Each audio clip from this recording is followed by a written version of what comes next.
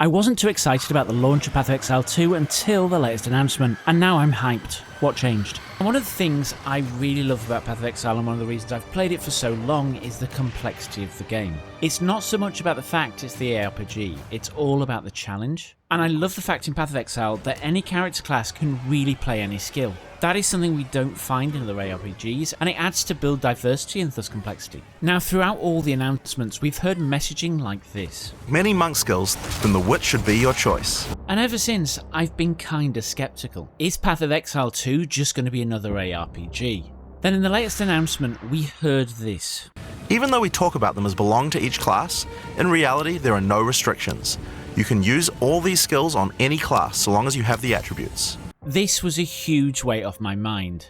Maybe Path of Exile 2 to Path of Exile 1 was not going to be Supreme Commander 2 to Supreme Commander 1. The key takeaway is they are not dumbing down Path of Exile 2 to try and get it to appeal to the masses.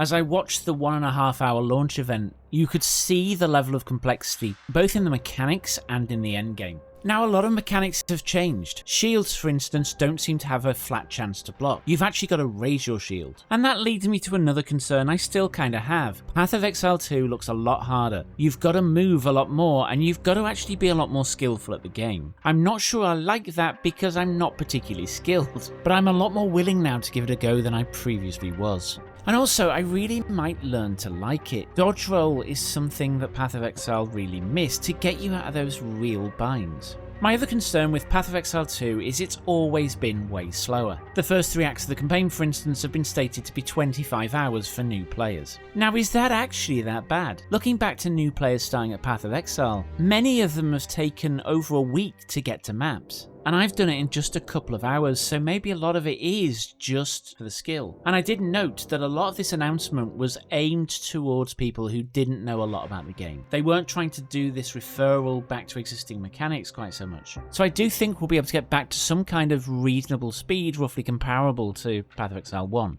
I don't think it's ever going to be quite as fast, but at least it's there. I mean, we've seen some of the skills from the Sorceress, and they are screen wide. So there's definitely potential there if you can get the damage up. And actually, watching some of the boss fights, the slower speed at which the bosses fight really will give some advantage to those players who really can dodge. And even me, who normally can't dodge Path of Exile 1 attacks, because they are a lot more telegraphed, they are a lot slower, and the game just has that much better design feel. And maybe it solves some challenges we've had in Path of Exile 1, like the whole screen just absolutely full of crap, because it is so fast that you can't see what's going on and you're just hoping you're not going to die. It's been made clear over the years that GGG really care about itemization. They want everything you pick up off the floor to feel impactful. And now I understand why all the changes to the currency. It's clear now that a transmute in the predecessor will give you only 1. Alterations are also gone. You're no longer going to be able to re-roll your first stat you put on an item quite so easily. Chaos is only going to swap out a single roll from your item instead of all of them. That means that you can't just pick up something crap off the ground and re-roll it to something you can use.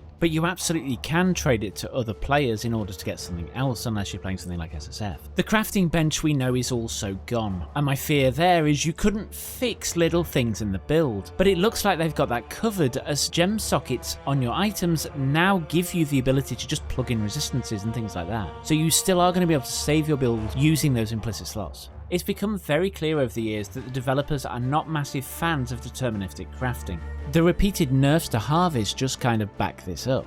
When I was watching the changes to currency all those years ago, I was kind of scared. It looked like they were trying to remove the last ways to deterministically craft your items, which I really don't think is good for the game. But we know now that things like omens that they introduced in recent leagues are going to be the way of rolling things off your items or metacrafting. So that is still going to be there. Also, they've changed Harvest to work in 2 different ways. The first one just creates a magic item, the second one upgrades it to a rare item, a bit like a Regal Orb, but instead of unpredictably making the rare item, you can control the roll. So you're going to be able to control at least 2 of the rolls on your item. All in all, I think these currency changes are going to feel different but better. Your item is now going to be built up much more slowly. The currency is going to be a lot more understandable for new players, so maybe more people will craft, which can only be a good thing for the game in general. Now, I actually love crafting in this game, which was why the currency changes felt so bad to me originally until we knew more. In fact, on most of my builds, I tend to only buy unique items that you can't easily control. Normal items I really do try and craft myself. There are some other notable things I really want to call out. In the Q&A with Ziggy D, it became clear that the developers were so extremely passionate about this game, and that is such a good thing. It's also such a rare thing in today's world where most of the AAA studios are releasing utter shit in order to make money. You can tell how important it is by the fact that they actually delayed the release. And yes, it caused some backlash, but at the end of the day, I'd rather have a really good feeling game in my first impression than some pile of crap I'm never going to pick up again. It's just such a breath of fresh air, as is the fact they're not following everyone else's thing of just, let's get the beginning of the game out and then we'll release endgame in the future. They've changed focus to actually release the endgame first.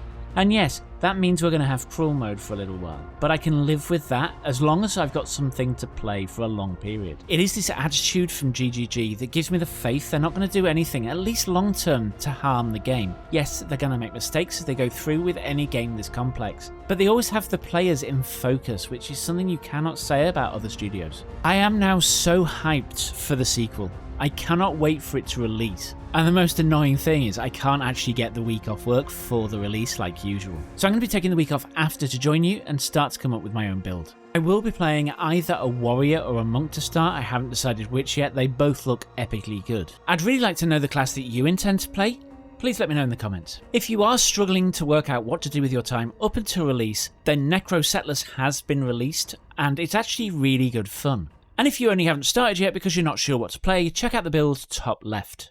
I also did a recent challenge with Cyclone where we both made our own builds on a budget. You can check that out top right. And with that, may the RNG be with you. Goodbye.